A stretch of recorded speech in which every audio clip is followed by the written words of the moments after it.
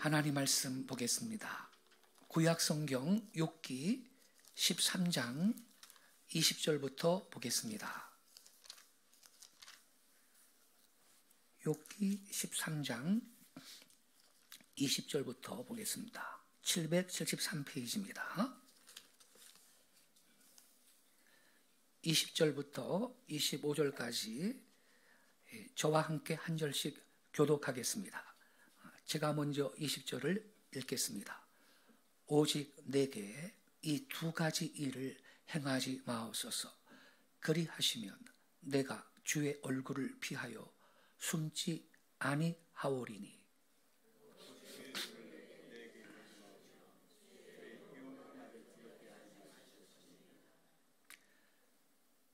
그리하시고 주는 나를 부르소서. 내가 대답하리이다.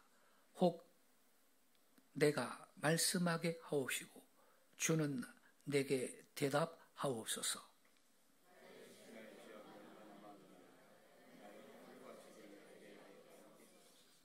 주께서 어찌하여 얼굴을 가리시고 나를 주의 원수로 여기시나이까. 주께서 어찌하여 날리는 낙엽을 놀라게 하시며 마른 건물을 뒤쫓으시나이까. 아멘. 오늘 아침 함께 읽은 이 본문 말씀을 중심으로 날리는 낙엽의 계시, 이와 같은 제목 아래 말씀을 드리겠습니다. 가을이 깊어가고 있습니다. 우리 한국의 가을은 아름답습니다. 아마 가을에 가장 많이 보이는 것은 단풍이고 또 떨어지는 낙엽일 것입니다. 거리마다 지금 날리는 낙엽을 우리는 볼 수가 있습니다.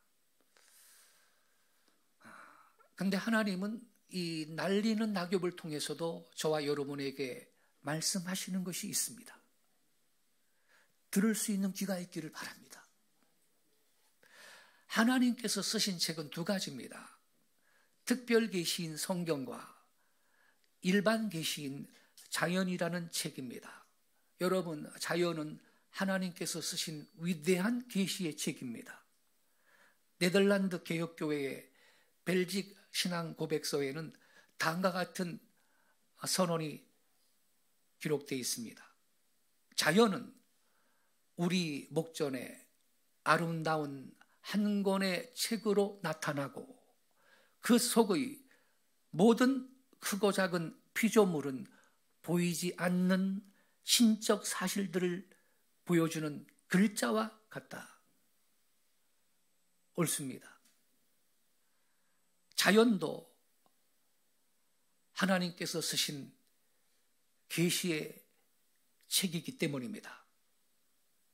하나님은 대자연계를 통하여 또는 변하는 절기를 통하여 1월 성신을 통하여 공중에 나는 새를 통해 들에 피는 백합꽃을 통해서도 말씀하십니다. 또한 가을에는 떨어지는 나뭇잎, 곧 날리는 낙엽을 통해서도 우리에게 말씀하십니다. 오늘 아침 우리가 읽은 본문의 요절은 25절 말씀입니다. 25절에 이렇게 기록이 되어 있습니다. 주께서 어찌하여 날리는 낙엽을 놀라게 하시며 마른 건물을 뒤쫓으시나이까. 욥이 이렇게 말했습니다. 하나님이 어째서 날리는 낙엽을 놀라게 하십니까? 이 날리는 낙엽은 욥을 말했던 것입니다. 비천하고 고난 가운데 떨어져 있는 욥. 욥은 자기의 그 처지를 날리는 낙엽이라고 지금 인식하고 있는 것입니다. 하나님이 어째서 날리는 낙엽을 놀라게 하십니까? 어째서 마른 건물을 뒤쫓으십니까? 이렇게 욥이 하나님께 탄원하고 있습니다.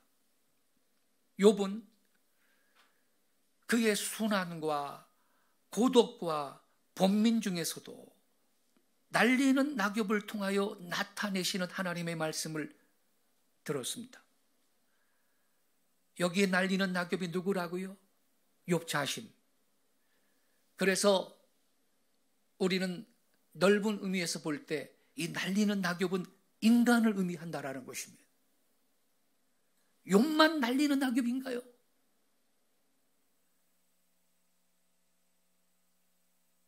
여기 날리는 낙엽이란 우리 인생들을 의미하는 것입니다. 욥은 그 날리는 낙엽에서 자신의 모습, 곧 인간의 한 모습을 보았던 것입니다.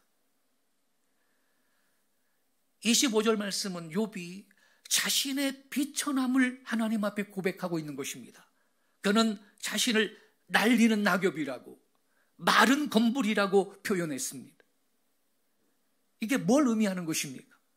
첫째로 인간의 연약함과 취약성을 말합니다. 여러분, 우리 인간은 세상에 존재하는 어떤 동물들보다 육체적으로는 약한 존재입니다. 낙엽에 무슨 힘이 있겠어요? 마라톤에서 1등하면 무쇠다리라고 표현을 해요. 뭐 철각이다, 뭐 그런 말을 하죠. 또 권투 선수가 세계 챔피언 되면 철권이다, 뭐 그런 말을 하죠. 하지만 인간의 모든 육체는 약한 것입니다.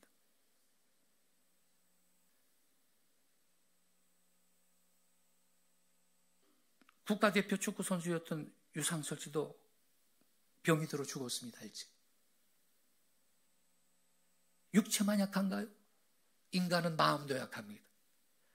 그래서 결심도 오래 가지 못합니다. 작심삼일이라는 말이 그래서 있는 것입니다. 성경에 내 생명이 무엇이냐? 너는 잠깐 있다가 없어지는 안개이다 그랬습니다. 동양에도요, 옛부터 내려오는 말 중에 초로 인생이라는 문구가 있습니다. 풀잎 위에 맺힌 이슬. 초로 인생. 무슨 힘이 있겠습니까? 그뿐만이 아닙니다. 본절에서 욥은요, 인간을 단순히 낙엽이 아니고 날리는 낙엽으로 봤습니다. 바람에 불려 자기의 의지와 상관없이 타격에 의해서 이리저리 펄펄 날리는 낙엽, 그런 낙엽으로 보고 있는 것입니다. 여기에 인간 생활의 불안정성을 우리가 볼 수 있는 것입니다. 인생이란 약할 뿐더러 그 생활이 정함이 없습니다. 우린 내일을 알 수가 없습니다. 내가 원하는 대로 되는 일도 많지 않습니다. 그런즉 바람에 날려 이리저리 다니는 낙엽과 유사합니다. 그리하여 성경에도 인간을요, 나그네 또는 행인이라고 묘사했습니다. 베드로도 나그네와 행인 같은 너희를 고난하노니 그랬습니다. 그래서 여러분, 우리가 한평생 이 세상에 사는 것은 마치 나그네가 여인숙에 들어가서 하루 숙박을 하고 날 박으면 체크아웃하고 다시 떠나는 것 같은 그러한 세상이 우리 한평생인 것입니다. 우리 동양에도 옛부터 인생 여류라는 말이 있습니다. 인생은 물이 흐르는 것 같다고, 또 우리 인간의 생활을 물 위에 떠다니는 부평차와 같이 그렇게 우리 선조들이 생각했습니다. 여러분, 이게 결국 바람에 날리는 낙엽이 아니고 뭐겠습니까? 그뿐만이 아닙니다. 바람도 종류가 있어요. 한번 큰 바람 불면요, 낙엽이 사방으로 흩어져 어디 가는지 모르게 됩니다. 우리가 한 세상 살면서 큰 바람을 맞을 때도 있습니다. 아주 지독하게 큰 바람을 맞은 적이 없이 한평생 살았다면 그 사람 복 있는 사람입니다. 큰 바람 불면 낙엽이요, 이것저것 다 흩어져 버리고 어디에 갔는지 몰라. 인간의 무상, 인간의 찰나성, 우리는 이러한 사실을 흩어지는 마른 낙엽에서 볼 수 있는 것입니다. 그리하여 베드로전서 1장 24절에 보면 이렇게 말씀했습니다. 모든 육체는 풀과 같고 그 모든 영광은 풀의 꽃과 같으니 풀은 마르고 꽃은 떨어지되 그랬습니다. 모든 육체는 풀과 같다. 육신을 가진 인간은요, 풀이 파릇 이렇게 자라다가 가을이 오면 누렇게 시들어 떨어지듯이 싱싱하던 이 육신은 삽시간에 푸석푸석해지고 나중에 죽어서 흙이 되고 만나는 겁니다. 맥 라이언이라고 아주 매력적이고 예쁜 미국 여배우가 있어요. 인터넷 검색창에다가 맥 라이언 쳐보세요. 현재의 모습이 어떤가? 여기 있는 모든 우리 여성들이 그분보다 아름답습니다. 볼 수가 없어요, 얼굴을. 지금 61살인데 망가져도 어떻게 그렇게 망가질 수가 있을까? 예전 모습이 하나도 없습니다.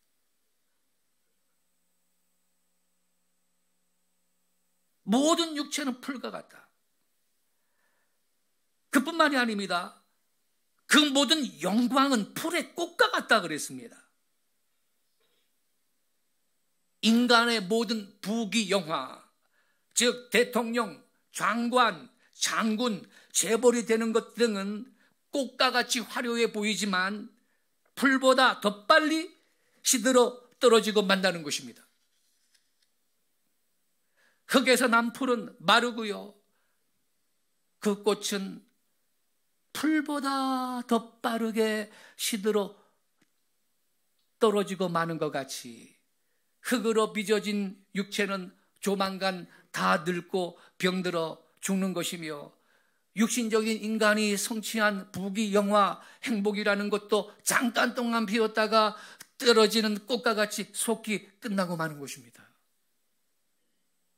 미국의 아담스 대통령이요, 나이 늙어 지팡이를 짚고 거리를 지나가고 있는데 한 청년이 인사를 하면서 아담스 대통령 각하, 그동안 평안하셨나요? 그랬더니요, 이렇게 대답을 했습니다. 아담스는 평안한데 우리 집이 다 낡아서 석가래가 무너져 지금 기둥을 막대기로 버티고 있다네.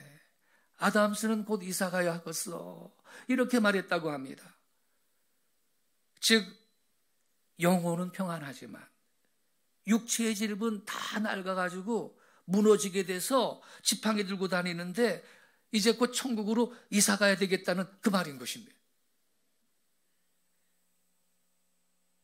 TV 드라마 사극에 나오는 이 조선 500년의 역대 임금들을 보면요, 가장 좋은 보약 다 먹었지만 눈 깜짝할 사이에 다 죽어버리고요, 지금은 흔적도 찾아보기 어렵습니다.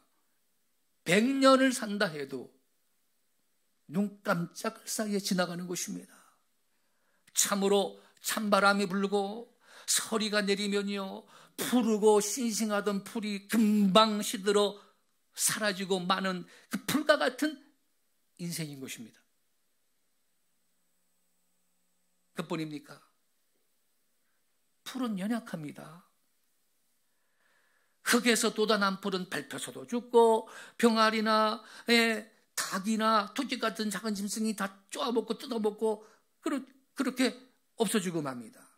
이와 같이 여러분, 우리 인간의 육체는요, 티코 같은 작은 차에 치워도 죽고 경차에 깔려도 죽고, 어떤 사람은 경차에 약간 경사진 곳에 주차를 했는데 어리석게도 트렁크 열고 짐 빼는데 그 경차가 뒤로 밀려나가지고 깔려 죽었어요. 어저께 뉴스 보니.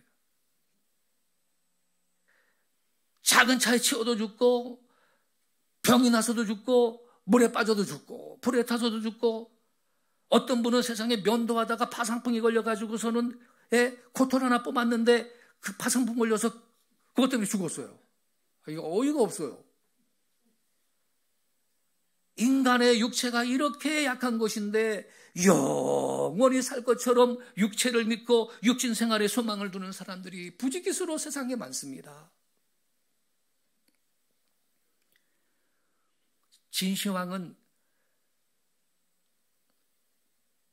영원히 살아보려고 불로초를 구해오라고 3,000명 이상의 동남 동료를 세계 곳곳에 보냈지 않습니까? 동남 동료, 소년 소녀, 보이스카우트, 걸스카우트를 3,000명이나 보내가지고 불로초를 구해오라고. 그래가지고서는요, 그 불사약을 구해서 잡수시고 또 죽지 않는 음식을 먹겠다면서, 그래서 구해다 먹은 것이 요사이 중국 요리의 유명한 상어 지느러미 요리 삭스빈이고, 고운 발바닥 웅장이라는 요리고, 제비집 요리 연채석 등인 것입니다. 1년에 똑같은 음식이 2번만 올라오면 그 요리사는 목을 쳤다 그래요, 이 폭군이. 그런데 그 진시황은 49살에 죽어서 관 속에 들어갔습니다. 뭐 인간이 말이죠, 고층 빌딩 짓고 달나라가고 세계 정복한다 해도 풀과같이 비천한 존재인 것입니다. 하나님을 떠난 그러한 인간은 가치가 없습니다. 비행기를 타고 하늘 높이 올라가 보면 고층 빌딩도 성냥감도 온 것 같고, 뭐 고급 승용차도 딱정벌레 기어다닌 것 같습니다. 위에서 밑을 보면 아무것도 아닙니다.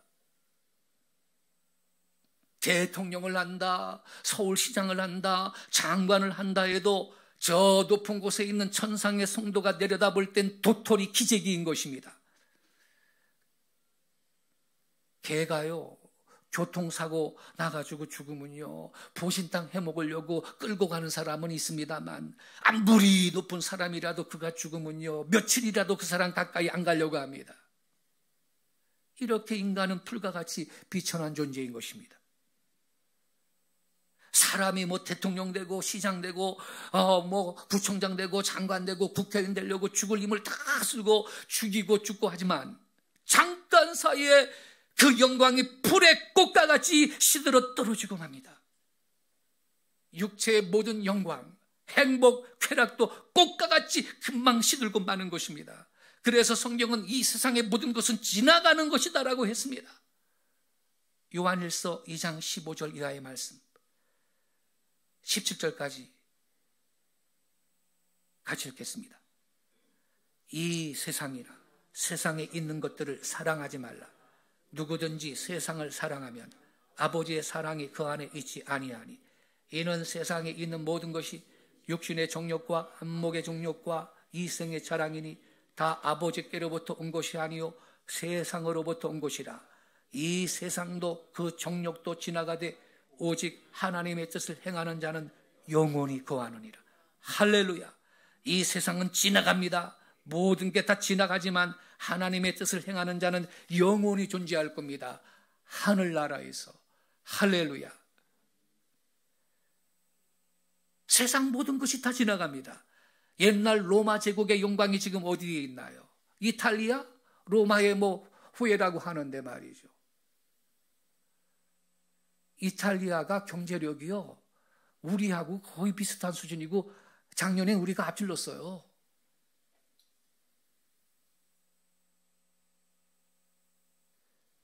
옛날 몽골 제국의 권세가 지금 어디에 있나요? 몽골 사람들은요, 한국 때문에 지금 많은 사람들이 생활을 유지하고 있어요. 만리장성 쌓던 진수왕이 어디에 있고요? 전 유럽을 질받던 나폴레옹은 어디 갔나요? 다 낙엽같이 날아갔습니다. 백제의 무열왕릉을 발견해가지고 많은 보물을 찾은 적이 있죠. 그들이 쓰던 보물들은 남아있는데 그 보물의 주인은 어떻게 됐습니까?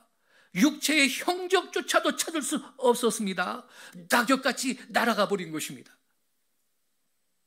인간에 속하는 모든 것은 조만간 이렇게 여러분 날아가 버립니다. 그의 권세도, 그의 영광도, 그의 미모도, 그의 돈도, 그의 지위도, 그의 이름도, 그의 지식도, 그의 청춘도 다 날아가 버립니다.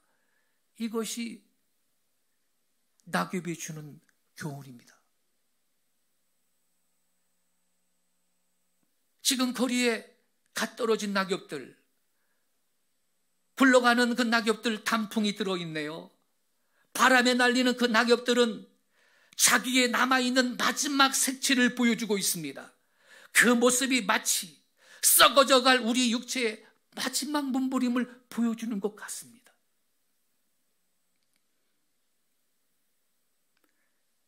이 낙엽을 보면서 시인 조병아 씨의 낙엽이라는 시가 생각이 났습니다. 자막을 한번 보시죠. 낙엽. 세월의 폐잔병처럼 보도 위에 낙엽이 깔려 뒹굴고 있습니다. 나는 낙엽을 밟기가 안쓰러워 조심조심 길을 걷고 있습니다. 낙엽은 나를 보고 말을 하고 있습니다. 그 마지막 줄이 중요해요. 같이 읽겠습니다. 시작. 오늘은 내가 죽으면 내일은 내 차례. 바람이 불고 있습니다. 이야, 이 시인은요, 낙엽을 통해서 들리는 하나님의 음성이 있었습니다. 오늘은 내가 죽으면 내일은 네 차례다. 날리는 낙엽을 보면서 여러분, 나 자신의 내일의 모습을 볼 수 있다면 그 사람은 현자가 될 것입니다. 우리가 영원히 삽니까? 안 그렇습니다. 그래서 모세가 이렇게 기도했습니다. 시편 90편 12절입니다. 우리에게 우리 날 계수함을 가르치사 어떤 마음이요? 지혜로운 마음을 얻게 하소서. 이게요, 여러분, 현대인의 성경으로 읽으면 더 느낌이 와요. 우리 그 밑에 현대인의 성경 같이 읽겠습니다. 시작. 우리의 일생이 얼마나 짧은지 헤아릴 수 있게 하셔서 우리가 지혜로운 마음을 얻게 하소서. 여러분, 이 구절은요, 인생이 얼마나 빨리 지나가는지를 절감한 모세의 간구입니다. 그러므로 모세처럼 참으로 시간을 아끼고 하나님께서 원하시는 삶을 살 수 있는 지혜로운 마음을 소유할 수 있기를 바랍니다. 인생은 참으로 짧은 것입니다. 그런데 우리는 그 짧은 시간 속에서 때로는 방황합니다. 낙심하고 절망하고 불평합니다. 다른 사람이 변해한다고 소리 지릅니다. 게으르게 무덤덤하게 신앙생활을 합니다. 온전한 믿음으로 주의 영광을 위하여 한 길만 걸어가도 짧은 시간인데 그렇게 인생을 허비하다가 하나님 앞에 가게 된다면 얼마나 후회하게 될까 생각하면 아찔한 생각이 듭니다. 그래서 기도가 됩니다. 모세처럼 기도하게 됩니다. 하나님, 나로 하여금 우리 날 계수함을 가르치소서. 우리에게 얼마나 짧은 시간이 남았는지,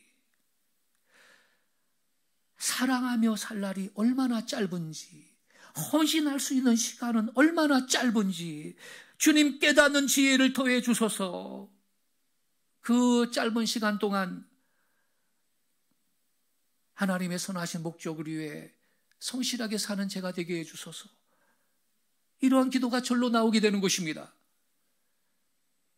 그래서 성도 여러분, 오늘 우리에게는 낙심할 시간 없습니다. 방황할 시간도 없습니다. 게으를 시간도 없습니다. 사명 감당하기에도 부족한 시간입니다. 그런데도 여전히 그렇게 살아가는 어리석음을 범하는 이러한 인생들을 볼 때, 인생은 참으로 어리석을 뿐이구나. 그렇게 더욱 지혜의 마음을 구하게 되는 것입니다. 여러분, 모세는 나를 계수해야 지혜로워질 수 있다 이렇게 말했습니다. 우리가 영원히 사는 것이 아니고 언젠가 주님 앞에 설 날이 있다라는 이러한 사실을 생각하며 살아가야 한다는 것입니다. 그러므로 여러분, 남은 내 인생의 날수를 계수하면서 우리 하나님께서 나에게 부여하신 사명을 위해 살아갈 수 있기를 바랍니다. 우리는 천국의 상급을 이 땅에서 쌓아놓으면서 살아야 되겠습니다. 세상은 나 죽을 때 다 버리고 떠나야 하는 나그네와 같은 삶이고, 예수님이 심판하실 때 불타버리고 말 것이므로 너무 세상 물질이나 명예에 집착하지 말고 영원한 내세를 기다리고 사모해야 할 것입니다. 이탈리아 밀라노의 대성당에는 문 3개를 통과해야 하는데, 첫째 문에는 모든 즐거움은 잠깐이다 이렇게 새겨져 있고, 둘째 문에는 모든 고통도 잠깐이다 이렇게 새겨져 있고, 셋째 문에는 오직 중요한 것은 영원한 것이다. 할렐루야. 참으로 명언입니다. 여러분, 즐거움도 잠깐입니다. 고통도 잠깐입니다. 영원한 내세 천국을 바라보고 하루하루 살아갈 수 있기를 바랍니다. 기회가 있는 대로 보화를 하늘에 쌓으며 가난한 이웃들을 도우며 구제의 손길을 내밀며 하늘의 영원한 영광과 상급을 받도록 살아가는 그 사람이 참으로 지혜로운 사람인 것입니다. 의지할 가치가 없는 일시적인 것을 믿고 의지하고 살면 그게 쓰러질 때 같이 쓰러지는 거요, 그것이 불탈 때 같이 불타고 마는 것입니다. 대바벨론 제국이 무너졌듯이, 대로마 제국이 무너졌듯이 물질을 기초로 세워진 것은 그게 다 무너집니다. 인간의 영광, 인간의 인기, 자랑, 물질의 번영을 토대로 한 것은 다 와르르 무너지고 말 것입니다. 심지어 교회도 영원한 진리의 말씀과 진리의 영으로 세워진 것이 아닌, 아무리 그거 번영하는 것 같아도 그러한 교회들은 바벨론처럼 무너지고 말 것입니다. 아무리 인기가 충천하고 엄청난 성공을 거두었다 하더라도 순전한 진리의 말씀을 버린 교회들은 음녀와 같고 배교의 교회인 것입니다. 두 번째로, 낙엽 같은 내 인생, 그러나 마지막이 아닙니다. 욥은 자신의 상황을 날리는 낙엽과 같다고 고백했어요. 하루아침에 재산 다 날아가 버리고 자식도 곁에서 다 떠나가 버리고 하루아침에 다 무너져 버린 자기의 인생을 보면서 나는 날리는 낙엽과 같은 존재로구나, 그렇게 탄식했습니다. 다 잃어버리고 사방이 막혀버린 이 자신의 모습을 바람에 날리는 낙엽처럼, 불타는 건불처럼 연약한 존재로 욥이 이해하고 있는 것입니다. 욥은 자신의 고난을 낙엽을 보면서 해석했습니다. 다시는 회복될 수 없는 폐기된 인생이요, 유통기한 끝난 존재요, 끝난 인생으로 그렇게 인식을 하고 있었습니다. 그러나 그 절망 가운데에서 하나님은 다시 일어설 수 있는 은혜를 욥한테 주셨습니다. 그런 거로 우리 성도들에게는 때때로 이 낙엽은요, 새로운 삶을 위한 하나님의 방법이 되는 것입니다. 비록 지금은 낙엽처럼 폐기된 것 같아도 하나님은 일으킬 수 있는 전능하신 분이십니다. 욥은 결국 낙엽의 의미를 욥의 마지막 장 42장에 가서야 깨닫게 되었습니다. 욥기 42장 2절을 우리 같이 읽겠습니다. 시작. 주께서는 못하실 일이 없사오며 무슨 계획이든지 못 이루실 것이 없는 줄 아오니 무지한 말로 이치를 가리는 자가 누구이니까. 여기 뭐라 그랬어요? 주께서는 못하실 일이 없다. 무슨 계획이든지 못 이루실 것이 없다. 이 말은 하나님이 뭐 능력이 없어서 힘이 없어서 고난을 방치하는 것이 아니라는 겁니다. 나는 모르지만 하나님께서는 내가 당하는 고난의 의미를 다 알고 계신다라는 뜻입니다. 욥은 낙엽과 같은, 검불과 같은 자신의 비천한 모습 속에서 봄의 새로운 생명의 약동을 준비하시는 하나님의 능력을, 그분의 사랑을 보았던 것입니다. 오늘의 낙엽과 같은 내 인생이 결코 마지막이 아니라 하나님 안에서는 또 다른 부활의 내일이 있음을 우리는 욥처럼 볼 수 있기를 바랍니다. 그런 거로 날리는 낙엽과 같은 처지에 있으면 우리는 기도의 자리로 가야 할 것입니다. 여러분 잘 아시는 김현승 님이 쓴 가을의 기도라는 시, 그 시에서 강구한 것을 나 또한 기도할 필요가 있습니다. 제가 낭독해 드리겠습니다. 가을의 기도. 가을에는 기도하게 하소서. 낙엽들이 지는 때를 기다려 내게 주신 겸허한 모국어로 나를 채우소서. 여기에서 이 시인이 말하는 겸허한 모국어는 영혼의 기도를 의미하는 것입니다. 낙엽을 보면서 기도의 문을 여는 시인의 거룩한 마음을 보게 됩니다. 그 다음에 이 시인은 계속 사랑하게 해달라고 기도합니다. 가을에는 사랑하게 하소서. 오직 한 사람을 택하게 하소서. 가장 아름다운 열매를 위하여 이 비옥한 시간을 가꾸게 하소서. 시인은 가을에는 오직 한 분 주 예수님을 사랑하며 그분 앞에 내어놓을 열매를 가꾸게 해달라고 운유적으로 지금 기도하고 있는 것입니다. 가을에는 홀로 있게 하소서. 나의 영혼 굽이치는 바다와 백합의 글짜기를 지나 마른 나무 가지 위에 다다른 까마귀 같이 이렇게 노래하고 있습니다. 가을에는 홀로 있게 하소서. 여러분, 고독과 여러분 독조는 차원이 다른 것입니다. 홀로 있게 하소서. 우리는 고독할 필요는 없겠지만 독존의 시간은 있어야 할 것입니다. 하나님 앞에 홀로 서는 그 시간, 거룩하고 복된 시간인 것입니다. 한 마리 외로운 까마귀 같아 할지라도 하나님과 바른 관계를 맺을 수만 있다면 나는 그게 좋다라고 지금 시인이 고백하고 있는 것입니다.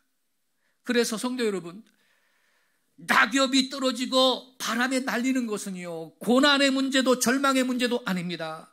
세상의 시인들처럼 가을의 낙엽은 폐잔병이나 죽음이나 허무나 절망의 문제가 아니라는 것입니다. 믿음은 낙엽 속에서도 내일을 보는 거요, 부활을 꿈꾸는 것입니다. 내년 봄이 되면 새롭게 움틀 생명의 싹을 위하여 낙엽이 되고 그 낙엽이 걸음이 되는 것입니다.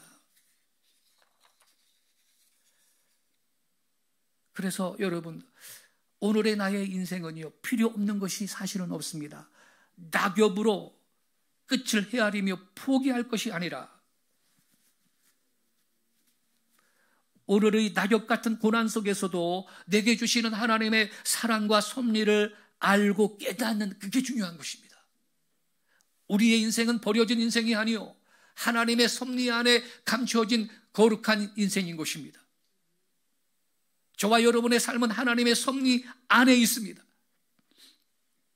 그런 거로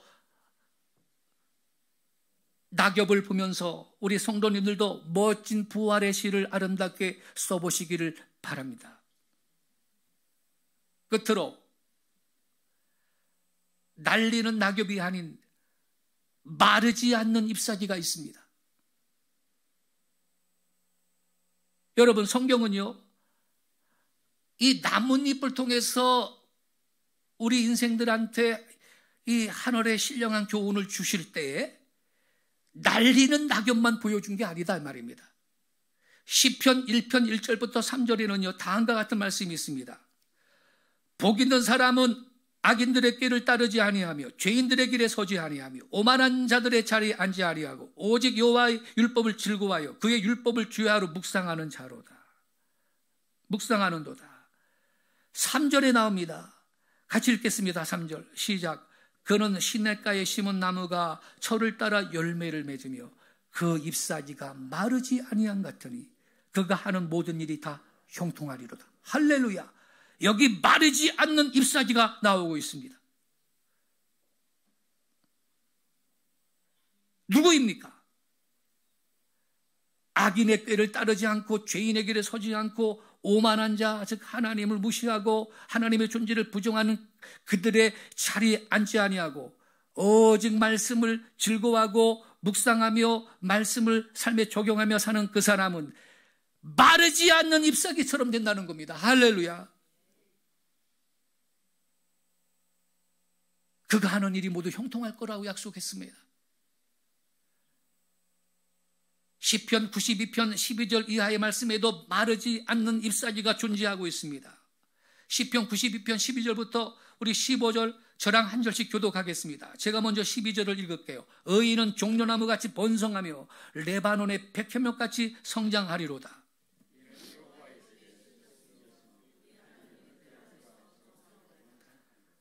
그는 늙어도 여전히 결실하며 진액이 풍족하고 빛이 청청하니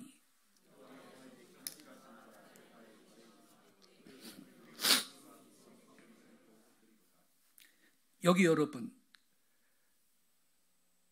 항상 빛이 청청하다는 말씀이 있습니다. 빛이 청청한 잎사귀를 지금 말하고 있는 것입니다. 의인은 종려나무같이 번성한다. 백향목같이 성장한다. 14절에 늙어도 여전히 결실한다. 진액이 풍족하고 빛이 청청하다. 항상 빛이 청청한 잎사귀 같다라는 것입니다. 왜 그렇습니까? 13절에 키가 있습니다. 어디에 심겼으며 여호와의 집에 심겼으며 어디에서 번성합니까? 하나님의 뜰 안에서 번성하리로다. 여러분이 바로 하나님의 뜰 안에 지금 와 계신 것입니다. 할렐루야.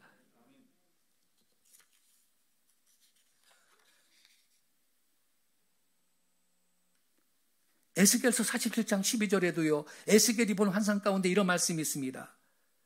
강 좌우가에는 각종 먹을 과실나무가 자라서 그 잎들이 시들지 아니하며 잎들이 시들지 않는다는 거예요. 낙엽이 되지 않는다는 거죠.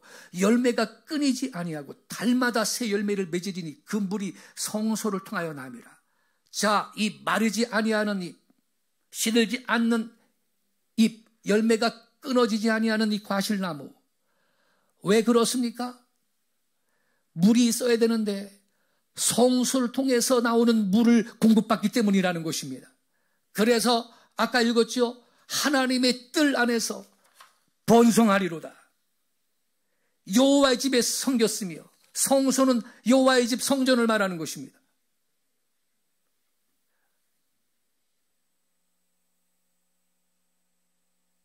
시들지 아니하고요 만물을 소성케 하기 위하여서 영원히 푸른 생명나무의 잎이 존재하고 있는 것입니다.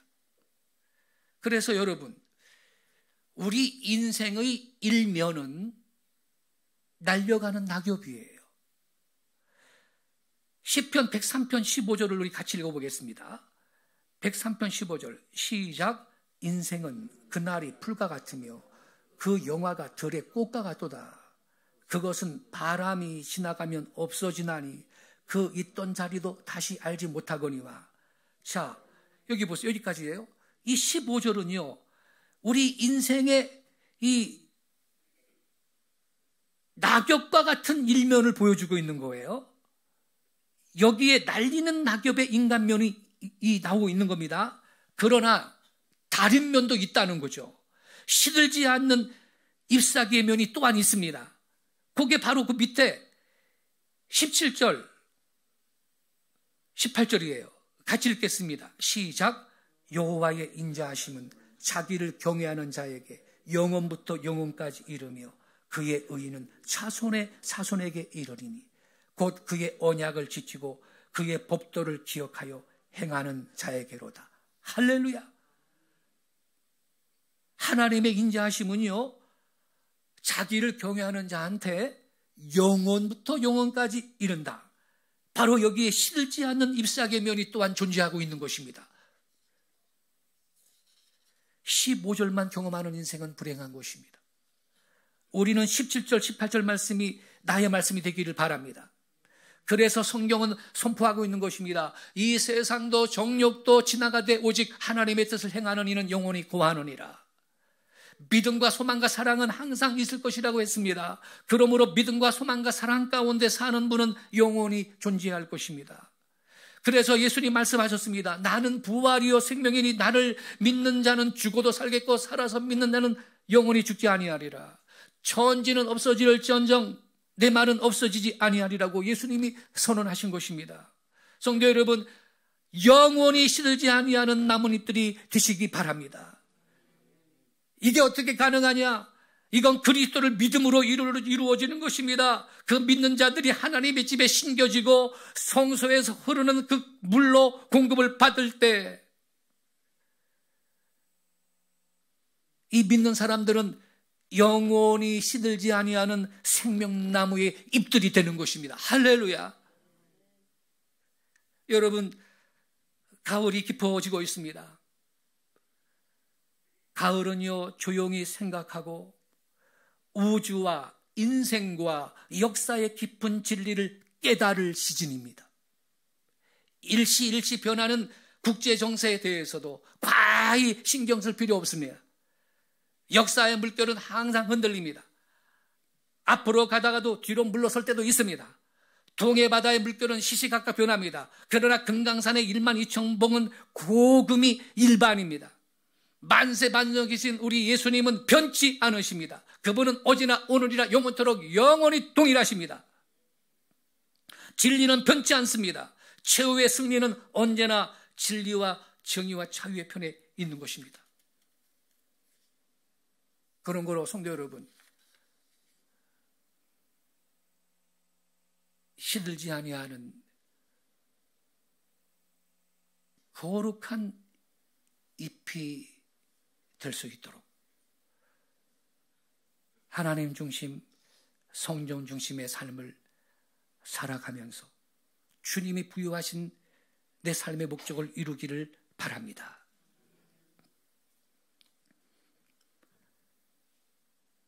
가을이 깊어가는 이 계절에 우리는 마른 낙엽을 통해서도 주시는 하나님의 말씀과 음성을 듣기 바라고 그 귀한 계시를 신비에 새기고 삶에 적용하여 우리의 겉사람은 후피할지라도 우리의 속사람은 날로 새롭고 그리고 내 후손과 내 후손의 후손이 잘되고 번성하고 증거하며 복된 삶을 누릴 수 있기를 예수님의 이름으로 축원합니다. 기도하겠습니다.